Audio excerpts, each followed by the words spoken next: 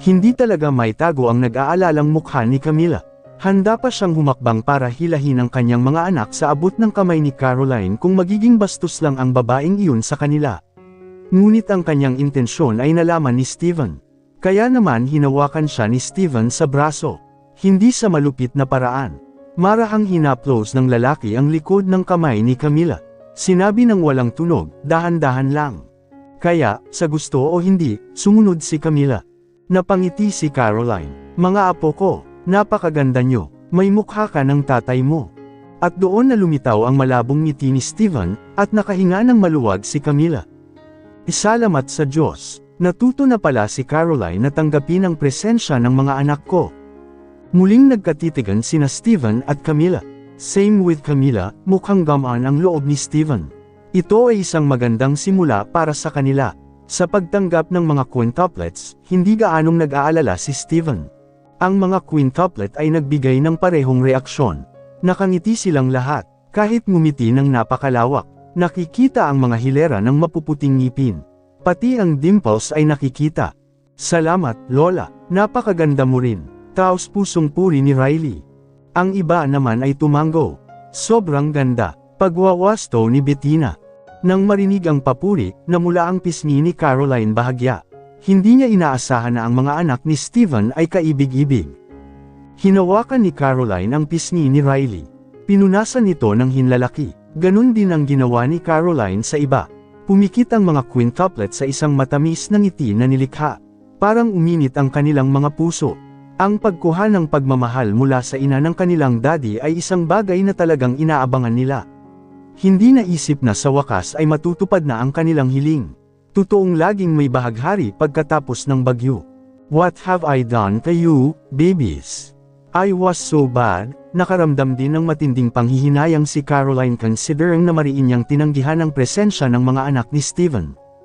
Hinawakan ni Dahlia at Athena ang mga kamay ni Caroline sa kanilang maliliit na kamay. Ayos lang po Lola, lahat po tayo nagkamali, pero yun po talaga ang natututo sa amin, ani Dahlia. Laking gulat ni Caroline, we start over from scratch and fix what's broken. This time, siguradong mas gaganda, ani Athena. Nakita nga ni Caroline mula sa iba't ibang mga broadcast sa telebisyon kung paano ang intelektual na katalinuhan ng bawat isa sa kanyang mga apo.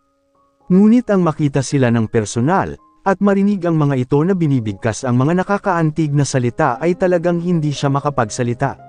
Sa isang magandang paraan, siya ay ganap na natigilan. Hanggang sa kumikinang ang mga mata niya. Niyakap silang lahat ni Caroline. Ngumiti ang asawa sa tabi niya. Sobrang na-guilty din siya. Napagtanto ni Bettina na hindi nila pinapansin ang kanilang lolo, marahang kumalas sa yakap ng kanyang lola, saka lumapit sa kanyang lolo. Lolo, excited na bati ni Bettina sa kanya. Gusto kong madala, tanong ni Bettina sa cute at spoiled na boses. Ang ama ni Steven, syempre, ay labis na nagulat. Hindi niya akalain na makukuha niya ang kaibig-ibig na tugon mula sa isa sa kanyang mga apo. Gusto mo buhatin kita? Tanong niya. Tuwang-tuwa pa rin si Bettina. Oo, magiging sobrang saya. Tumawa ang tatay ni Steven. Tumayo siya at niyakap ang apo. Hindi lang dala, kundi inikat niya ang katawan nila. Napaka-adorable ng apo ko. Masayang sigaw ni Bettina. Hindi niya napigil ang tumawa. Ito ang unang pagkakataon na nakatanggap siya ng pagmamahal ng isang lolo. At ito ay lumabas na napakaganda. Ang iba naman ay tumitingin sa interaksyon ni Bettina at ng kanilang lolo. Nakaramdam agad sila ng selos. Agad namang tumayo ang apat at lumapit sa kanilang lolo. Lolo, magpalat-palat kayo, gusto ko rin. Gusto ko ring buhatin at paikutan, lolo. Lolo, gusto ko din too. Mukhang naiinip silang apat, maging silang apat ay napalampas ng konti. Mukhang naguguluhan ang ama ni Steven. Pero ayaw niyang bigwan ang kanyang mga apo. Ganon din ang ginawa niya sa kanila. Nag-init din ang puso niya. Ganito pala ang pakiramdam ng masira ang mga apo. Ang mga quintuplet ay ang kanilang mga unang apo. At sila talagang gustong-gusto ang sensasyon ng pagpapalayaw sa kanila. Walang alinlangan pagkatapos na ibagsak ang napakakapal at matataas na pader. Si Camila at Caroline na nakakita niyon ay napatawa na lamang. Samantala, hindi masyadong expressive si Steven. Gamit pa rin ang maliit na ngiti na iyon. Pero maipapakita na rin na sobrang saya niya ngayon. Hanggang sa dumating na ang oras na si Caroline na lang ang kasama ni Camila. Dahil marami talaga siyang gustong pag-usapan kay Camila. Mrs. Richards, ano yun? May gusto ka bang sabihin sa akin? Tanong niya, napaka-formal ng wikang ginagamit niya. Sobrang awkward pa rin. Napabuntong hininga si Caroline. Naiintindihan niya kung bakit ganoon na lamang ang pakikitungo ni Camila sa kanya. Ang isang kamay ay nasa balikat ni Camila. Kinurot niya ito. Call me, mother. You are my daughter-in-law, sabi niya. Hindi maitago ni Camila ang pagkagulat. Mom, sigurado ka? Kinumpirma ni Camila dahil nagdududa pa rin siya. Tumango si Caroline. Tila ngayon ay hindi tumigil si Camila sa pagkuha ng mga sorpresa. Dahil ang sumunod na nangyari ay si Caroline ang yamakap sa kanya. Marahan niyang hinagod ang likod niya. Napakalaki ng kasalanan ko sa'yo. Dapat nag-sorry ako sa'yo nung unang beses pa lang akong pumunta dito. Camila, I even planned to get rid of you once. Kill you.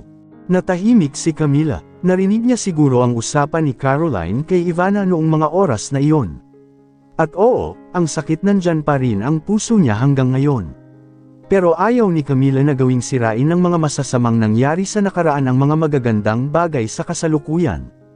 Kaya naman, maganda, inalis ni Camila ang lahat ng sakit at baka paghihiganti na nasa kanya.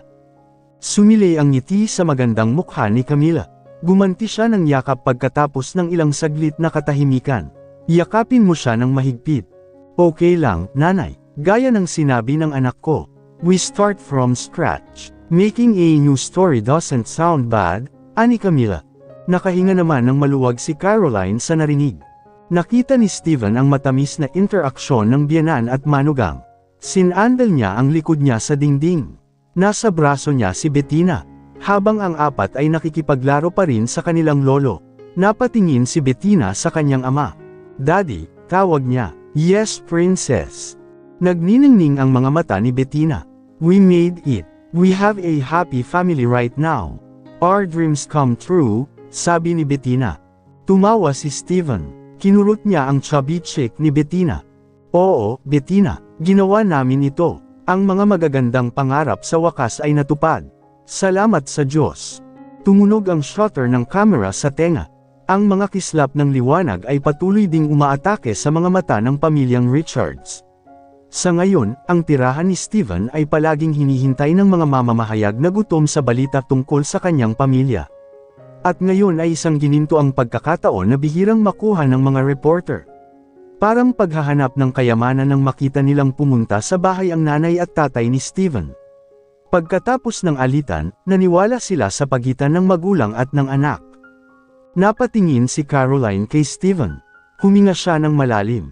Alam mo naman na ganito ang mangyayari, di ba? Tanong ni Steven. Tumango si Caroline. Naisip ko na lahat ng kahihinatnan na mangyayari, she said. Tumango si Steven. Alam niyang kailangan nilang harapin ang mga reporter na ito. Bigyan mo sila ng tamang impormasyon para hindi sila umikot sa chismis na talagang may negatibong epekto sa kanila. Mr. and Mrs. Richards, ano ang balak mong pumunta rito pagkatapos ng tensyon sa pagitan ninyo ng iyong panganay? Ito ba ay isang senyales na si Mr. Steven Richards ay muling i-recruit para magsilbi bilang presidente ng grupong Richards? May kinalaman ba ang pagdating mo sa performance ng Richards Group na lumalala sa paglipas ng panahon?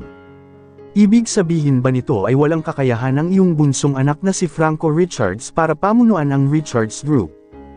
At marami pang ibang katanungan. Tinitigan lang sila ni Steven ng matalim. Sisigat ako, pero siguraduhin mo, walang chismis na sadyang ibino-broadcast mo sa pamamagitan ng pagdaragdag ng hindi totoo. O putulin mo ang mga clip para mag-isip ng masama ang ibang tao. Naiintindihan mo? Tanong niya.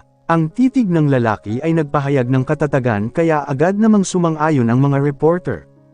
I remember your faces. If someone is broadcasting fake news, I'll make sure you get your worst things. You know who I am and what kind of person I am, sabi ni Steven sa tonong nagbabanta. Opo, Ginoo. Sabay-sabay nilang sinabi iyon. Walang kahit kititing na pagdududa na tatanggapin nila ang salita ni Steven. Dahil malinaw na natatakot sila at iginagalang ang figure na ito. Sinimulan ding sagutin ni Steven at ng kanyang pamilya isa-isa ang maraming tanong na isinumite ng mga reporter. At hindi naman nakakagulat na naging viral ang interview kahit ilang segundo lang matapos may broadcast ang balita.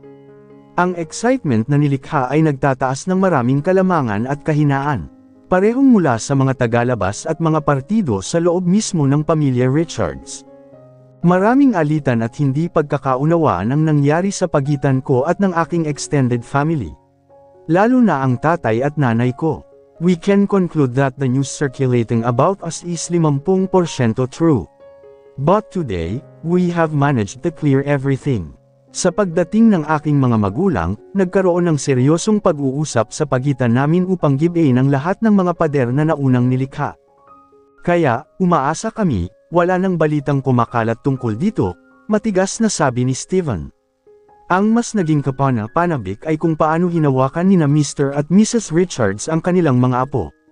Ang mga quintuplet kamakailan ay naging mainit na usapan ng mga publiko dahil sa kanilang natatanging katalinuhan. They look so sweet. Nalungkot ako nung nabalitaan ko na ang paghihiwalay nila ay dulot ng quintuplets. Nagkomento ang isa sa mga manunood ng balita. Tama ka, it was so heartbreaking. Now seeing them together and looking so intimate like that makes me so relieved. They are an unstoppable family. I am so amazed. The way they solve problems is exemplary. Lalo na si Mr. Steven. Ay ako at ang kanyang pamilya ay nanatiling matatag nang dumating ang bagyo. Sila ay isang matalinong pamilya. Magaling ang lola at lolo ko. Huwag mo silang pagsalitaan ng masama. Sabi ni Riley sa mga reporter at nagtawanan lang sila. Hahaha, tingnan mo kung paano magsalita si Riley. Ang cute niya. Oo, tama ka. Yan ang ilang opinyon ng mga taong pro sa balita. Habang ang ilan ay tutol, at talagang napupuot kapag naririnig ang bawat salita tungkol sa pamilya ni Steven. At isa sa mga taong iyon ay, walang tigil si Franco sa paghampas sa kanyang lalaki. Hanggang sa nawala ng malay ang kanyang lalaki. Ang kalagayan ng mukha ng trabahador ni Franco napakalungkot. Napunit ang ilang parte dahil sa sobrang lakas ng suntok. Puno ng dugo ang mukha na iyon. Hindi lang ang mukha niya kundi ilang bahagi ng katawan niya ang nagawa niyang masugatan. At sadyang hindi napigilan ng lalaki. Sumuko na lang siya, dahil kung lumaban siya, mas delikado pa ang gagawin ng amo niya. At kung hindi agad napigilan ni Franco ang kanyang pag-atake, tiyak na mamamatay kaagad ang lalaki. Sa kasamaang palad, walang pakialam si Franco. Patuloy niyang ibinubuhos ang kanyang galit. Sobrang wasak ang puso niya. Paano magtatapos ang lahat ng ganito? Bakit? Bakit? Iyon ang nasa isip niya ngayon. Habang ang 2 pang taong nakakita sa nangyari ay nakatingin lang sa isa't isa sa kangumisi ng nakakaloko. Inilapit ni Amara ang labi sa tenga ni Ivana at saka bumulong, "It's just as we predicted it would be. It turns out that your guess is very correct, lady." Dumating na rin sa wakas ang pagbagsak ni Franco. Tumango si Ivana. "So, paano na, Franco? Itutuloy mo ba ang posisyong ito?" Tanong ni Ivana. Nang marinig ang boses ni Ivana, tumigil si Franco sa kanyang pagsuntok. Nang pumutok ang balita, nagkataong nandito sina Ivana at Amara. Sinabi ni Ivana na may gusto silang pag-usapan. Hindi alam kung ano, pero sigurado si Franco na may kinalaman ang gustong pag-usapan ng babaeng ito sa mga balitang tapat pa rin na ipinapalabas. Habol pa rin ang hininga ni Franco. Tumingin siya kay Ivana. May ilang batik sa mukha niya na tumalsik ng dugo. Ngumuso si Ivana. "Stupid, nagawa ng babaeng ganyang sirain ka brotherhood," ani Ivana. Ito na ang tamang panahon para maimpluwensyahan si Franco. Kapag napaka-unstable ng kanyang emosyon. "Shut up," sabi ni Franco. Matalim ang tingin ng lalaki. Humalaklak si Ivana. Humigop siya ng tsaa na inihain sa kanya kanina. Napaka-relax ng kilos ng babae. Hindi man lang natatakot sa figure ni Franco na nagiging psychopath. "Amara, tanggalin mo ang bangkay," utos ni Ivana kay Amara. "Oo, ginang." Ginawa agad ni Amara ang kanyang mga tungkulin. Walang sinabi si Franco. Nakatitig pa rin siya kay Ivana. "Sabihin mo sa akin ang pakay mo sa pagpunta. Wala ako sa mood makipag-usap ng matagal. Unless gusto mong maging susunod kong biktima," sabi ni Franco sa mahinang pananakot. Sa kasamaang palad, Ivana ay Ivana. Sa kawalang interes pa rin, sagot ng babae. Someone like you, come on, Steven can't even shake down. I'm still standing strong here. And you know what? The fact that you are weaker than Steven makes me have no doubt that you can't even hurt. Medyo duwag ka, Franco. Tandaan mo yan. Siyempre hindi tinanggap ni Franco ang sinabi ng babaeng ito. Agad siyang humakbang ng mabilis. Ang kanyang mga kamay na walang kaunting pag-aalinlangan ay agad na sinakaw ang leeg ni Ivana. Gulat na sigaw ni Amara. Hindi nagpatalo si Franco sa kanyang mga atake. Napakahigpit ng pagkakahawak ng mga kamay ng lalaki sa leeg ni Ivana. Kitang-kita pa ni Amara kung gaano kahirap huminga si Ivana. Lady, balak ni Amara na pakawalan ang atake ni Franco, ngunit hindi siya maliksi kay Franco. Kasinong diretsong nakatingin sa kanya si Franco. Ginamit niya ang isa niyang kamay para itutok ang baril kay Amara. Isang hakbang papalapit, at babarilan ko ang ulo mo ng isang bala, pagbabanta ni Franco. Agad namang kinilig si Amara nang maunawaan ang pagbabanta. Agad na nanigas ang katawan niya. Hindi siya nangangahas kung ang banta ay buhay. Nakatingin lang si Amara kay Lady Ivana na may habag na mga mata. I'm sorry, Lady, pero mas gusto ko ang buhay ko. Itinaas ni Amara ang kanyang mga kamay at saka siya umatras ng dahan-dahan. Hindi sumagot si Franco. Bumalik ang tingin niya kay Ivana na namumutla na ang mukha. Pilit inaabot ng kamay si Franco. Hiniling na itigil ang pagkakasakal sa kanyang leeg. Pero hindi pa rin nakontento si Franco. Lalong lumakas ang pagkakasakal. Shit! Nanlalambot ang katawan ko. Sa bilis na ito, mamamatay ako. Nagmura si Ivana. Ilang segundo na lang ang natitira bago tuluyang nawala ng malay si Ivana, ngunit binitawan ni Franco ang kanyang pagkakasakal. Agad na hinawakan ni Ivana ang kanyang leeg ng dalawa mga kamay. Sumipsip ng hangin ang babae sa abot ng kanyang makakaya. Nagsimulang bumalik sa ningning ang dati niyang maputlang mukha. Say it again, sabi ni Franco sa mababang tono. Napasquat siya, saka hinawakan ng mga kamay niya ang panga ni Ivana, na pilit na tumangala ang babae. Ngunit hindi nagpakita ng anumang takot si Ivana. Napaka-challenging talaga ng titig niya. Duwag ka, dinuraan pa ni Ivana ang mukha ni Franco. This woman. Hindi ka yata natatakot. Let me show you fear. Mas mag-iingat ka sa pananalita mo. Inilipat ni Franco ang kanyang baril sa kanyang kanang kamay. Diretso na siya sa balikat ni Ivana. Ilang segundo lang bago niya ipinutok ang bala sa loob, pero napigilan siya ng sigaw ni Amara. Franco, wag na. Hinahabol ang hininga ni Amara. Kung masasaktan si Ivana, tiyak na darating ang kapahamakan. Kaya hindi niya hahayaang mangyari iyon. Pagkatapos ng lahat, si Lady Ivana ang tanging sandata niya laban kay Camila. Sigurado si Amara, si Lady Ivana ay may napakalaking kapangyarihan para sirain ang kaawa-awang babaeng iyon na gusto na niyang mamatay. Huwag mo siya patayin. Sumigaw siya. Tumahimik ka. Nagulat si Amara sa narinig na sagot ni Franco. Nagbago na talaga siya. Naging halimaw ang ginoong iyon. Muli, lahat dahil kay Camila. Palaging bad influence ang babaeng iyon. Hindi, Franco, huwag mo siyang barilin. Makinig ka sa akin. Tutulungan ka niya. May kapangyarihan siya. Tandaan mo yan. Sabi ni Amara na sinusubukang impluwensyahan si Franco. Wala pa ring pakialam si Franco. Wala akong pakialam, sabi niya.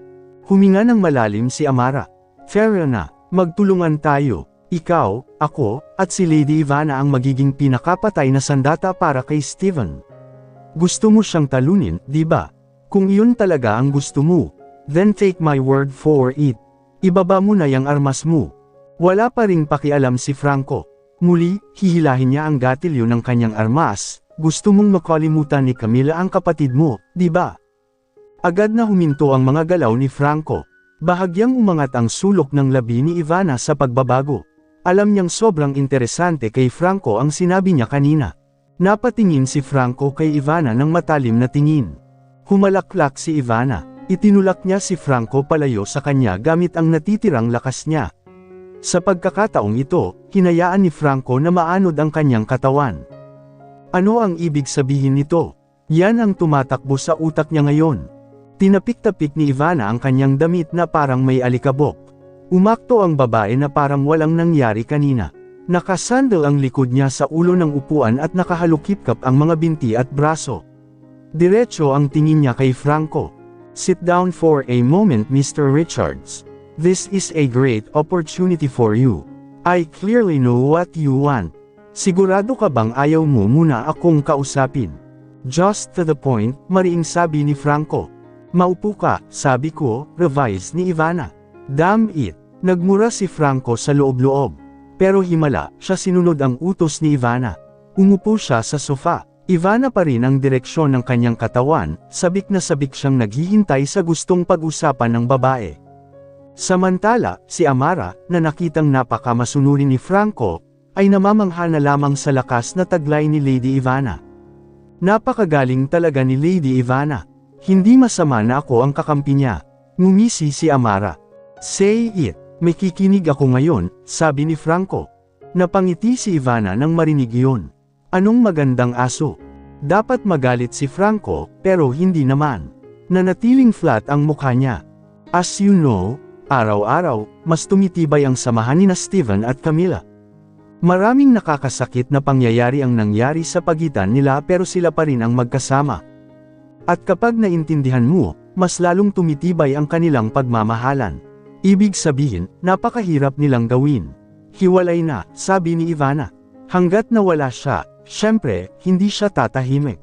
Patuloy niyang sinusubaybayan si Steven at ang kanyang maliit na pamilya na labis niyang kinaiinisan. Lagi niyang tatandaan ang bawat maliit na detalye. Mula sa maliliit hanggang sa malalaking detalye mula kay Steven upang simulan niya ang pagbuo ng isang diskarte. Nang marinig ang paliwanag ni Ivana, mahigpit na kumuyam ang mga kamay ni Franco. Ako dapat ang kasama ni Camila. Gumawa ng family bond sa kanya. Lalo na sa presensya ng kanilang mga anak. Sa asensya, imposible na silang maghiwalay, patuloy ni Ivana. Just tell me how to separate them. I don't need your fucking explanation of how they love each other. And how hard to make them out of love. Calm down, Franco. I know you are very frustrated. So do I. Mahal na mahal ko si Steven. Nahuhumaling ako sa kanya. Ang sakit na nararamdaman mo, nararamdaman ko rin. Kaya, huwag mong isipin na ikaw ang isa lang ang naghihirap dito. Sabi ni Ivana. Natahimik agad si Franco. Kitang-kita sa mga mata ni Ivana ang galit. Hindi lang galit kundi pati na rin ang matinding kalungkutan. Pero walang kwenta kung aasa lang tayo sa sakit. Dapat mag-ingat tayo. Ang walang ingat na paraan na ginawa ko noon. And all failed. Pag-isipan nating mabuti. In a smarter and more discreet way, Franco. As if we're hindi gumagawa ng anuman. Ngunit ang aming pag-atake ay magiging lubhang nakamamatay. At ngayon ay naiintindihan na ni Franco. Bigyan mo ako ng paliwanag, sabi ni Franco. Siyempre, Franco, siyempre, sabi ni Ivana. This time, ngumiti ng napakabait ang babae. Tulad ng sinabi ko kanina, dahil imposible na silang paghiwalayin ng ganoong karaming alaala, ang tanging paraan ay para makalimutan ng isa o dalawa sa kanila ang mga alaalang pinagdaanan nila, ani Ivana na nagsimulang magpaliwanag. Hindi ko maintindihan. Explain more. Tumango si Ivana. Tumingin siya kay Amara. Tumango si Amara. Kinuha niya ang kanyang bag para kumuha ng kung ano doon. Isang dokumentong naglalaman ng mahahalagang bagay na espesyal na inihanda nila ni Lady Ivana para kay Franco. Dito, iniabot ni Amara ang dokumento kay Franco. Kumunat ang noo ni Franco. Anong dokumento ito? Tanong niya. Buksan mo. Malalaman mo, sabi ni Ivana. Nang hindi na nagtanong pa ay binuksan na ito ni Franco. Binasa niya ang bawat salita doon. Hindi lang iyon, mayroon ding profile ng mga tao. Nagsagawa ako ng pananaliksik sa mga profesional na makakatulong sa akin na makuha ang gusto ko. Nakilala ko ang ilan sa kanila at nagtanong tungkol dito, sabi ni Ivana. Ngayon naiintindihan na ni Franco. Gusto mong mawala ang alaala nila, sa sinasadyang pamamaraan. Henyo, puri ni Ivana. Nababaliw ka na ba? Sa tingin mo ba ay pinahihintulutan ng ganitong pamamaraan? Nilalabag nito ang karapatang pantao. Iyon ay, ang pamamaraan ay ilegal. Sabi ni Franco. Alam ko, sa tingin mo tanga ako para hindi alam ang mga ganyang bagay. Sagot ni Ivana. Kaya ako nagre-research and all the shit in secret. My meeting with the doctors was kept secret. Kasi alam kong illegal ang ganitong bagay at delikado kung malalaman ito ng ibang tao. Mukhang nagdududa si Franco at napansin ito ni Ivana. Bakit? Ngayon nagdududa ka? Natatakot ka ba? Tanong ni Ivana. Siyempre, sarcastic niyang sabi. As if she was saying, "You are a scared cat," kay Franco. Halika na, huwag kang ang duwag. Napakaingat nating ginagawa. Sigurado akong walang makakaalam. Ligtas ang lahat, Franco. Pagkatapos mong pumayag, gagawa tayo ng karagdagang diskarte, ani Ivana. Hindi tungkol dun, sagot ni Franco. So what? Ano ang inaalala mo kung hindi tungkol doon? Yung risks ng procedure lampas 50% yung failure rate. If they fail, mamamatay sila, ani Franco. Kumakabog ang dibdib niya sa sakit na iniisip lang iyon. Mahal na mahal niya si Camila, at syempre, ayaw niyang mangyari ang pinakamasama kay Camila. At si Steven, kahit galit na galit siya sa kanya ngayon. Pero kung tutusin, kapatid niya si Steven. At ayaw niyang mawala ang kapatid niya. Naiintindihan na ni Ivana. Ano ngayon? Nirebisa ni Ivana. So what? You said. Are you crazy? If the surgical procedure fails, then I will lose Camila and Steven forever. And I don't want that to happen. Will never. Nagulat si Ivana sa tugon na iyon. Hindi niya inaasahan na ganoon pala ang galit ni Franco. Pulang-pula pa nga ang mukha niya. Kitang-kita ang mga asol na ugat sa kanyang noo nakikita. Ngumuso lang si Ivana at tumawa. Franco, Franco. Ano ang pinagkaiba? Anong ibig mong sabihin? Hindi ko maintindihan. Tumayo si Ivana mula sa kanyang kinauupuan. Lumapit siya kay Franco. Kahit si Franco ay hindi inalis ang tingin sa babaeng ito. Hanggang sa nasa harapan na niya si Ivana. Nilaro ni Ivana ang kanyang phone at ipinakita ito kay Franco. Tingnan mo ito Franco, masaya ka ba sa lahat ng ito? Magiging sincere ka lang ba? Sigurado ka? Tanong ni Ivana. Nagpakita siya ng iba't ibang mga larawan at video kung saan mukhang napakasaya ni Steven kasama si Camila at ang kanilang mga anak. Mahigpit na nakakuyom ang mga kamay ni Franco. Tingnan mo kung paano sila ilarawan ng mga tao bilang perpektong mag-asawa at pamilya. Kung ako sa iyo, syempre, hindi ko ito matatanggap. Mas gugustuhin kung makita silang mamatay kaysa makita ang kanilang kaligayahan habang ako ay nagdurusa lamang, sabi ni Ivana. Tanggalin mo na yan, sabi ni Franco. Pero sa kasamaang palad, mas sadyang pinapakita ni Ivana ang kanilang kaligayahan kay Franco. Hindi na ito kinukuha at nakaramdam ng sawa sa lahat ng iyon. Kinuha ni Franco ang cellphone ni Ivana ng pilit at saka inihagis sa dingding hanggang sa nagkapira-piraso ang cellphone dahil sa sobrang lakas ng paghagis ni Franco. Napatikip ng bibig si Amara sa gulat, habang si Ivana ay mukhang napakalma pa rin. Pag-isipan mong mabuti, at least, sa pag-opera, may pagkakataon ka pang makasama si Camila. Makakagawa ka ng mga bagong alaala kasama siya. Mapapaibig mo siyang muli, simula sa buhay bilang mag-asawa nang walang pakikialam ni Steven at ang mapahamak nilang mga anak, sabi ni Ivana. Patuloy na sasabihin ni Ivana ang kanyang mga salita hanggang sa magalit si Franco. Pero kung hahayaan mo silang maging masaya, isipin mong buong buhay mo ay pahihirapan. Hanggang sa mamatay ka, alin sa tingin mo ang mas maganda? Lahat ng desisyon nasa kamay mo, Franco, ani Ivana. Agad na tumayo si Franco. Hinawakan niya ang pulso ni Ivana at kinaladkad palabas. Anong ginagawa mo? Bitawan mo nga ang mga kamay ko.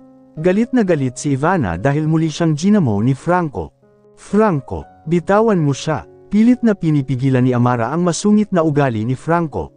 Ngunit sa halip ay naitulak ni Franco si Amara ng napakadali kaya natamba ang babae ng napakalakas. Nasasaktan si Amara. Ang lakas niya. Tumayo si Amara at sinundan kung saan kinaladkad ni Franco si Lady Ivana. Nakabukas na ang pinto ng apartment niya, at tinulak niya si Ivana palabas. Franco, papagalitan na sana ni Amara si Franco, pero ganoon din ang ginawa ni Franco sa babae. Ngayon ay nasa labas na ng apartment ni Franco sina Ivana at Amara. Tumingin si Ivana kay Franco na may galit na tingin. Ngunit bago pa man maipahayag ng babae ang kanyang galit ay isinara na ni Franco ng mahigpit ang pinto. Nagmura si Ivana, samantala, sa loob-loob ay sobrang litong-lito pa rin si Franco. Pumasok siya sa kwarto niya. Doon, maraming mga portrait ni Camila na kanyang ipinapakita. Kahit na may napakalaking frame. What should I do now? I'm so desperate, Camila. I just want to be with you and be happy. Bakit ba naging complicated ngayon?